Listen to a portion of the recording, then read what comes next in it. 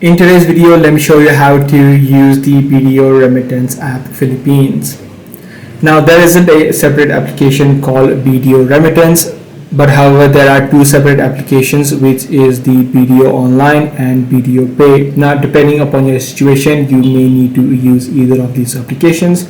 For example, in first situation, if the sender is abroad or you are the sender and if you are abroad, in this situation, individuals or even overseas Filipino workers should be able to use the BDO Pay application. So make sure you download this application onto your device, or you also may be able to use the BDO partners app such as Remittance or MoneyGram in order to send remittance directly into Philippines. So this is one way that you'd be able to do it if you are overseas. Secondly, if you're trying to do it domestically within the Philippines, you'll need to use the BDO Online application. So simply install this application and then head over to the send money section, where you can simply enter in the details of the person that you're trying to send the transaction to. So that's pretty much all there is to it. If this video was helpful to you, be sure to subscribe.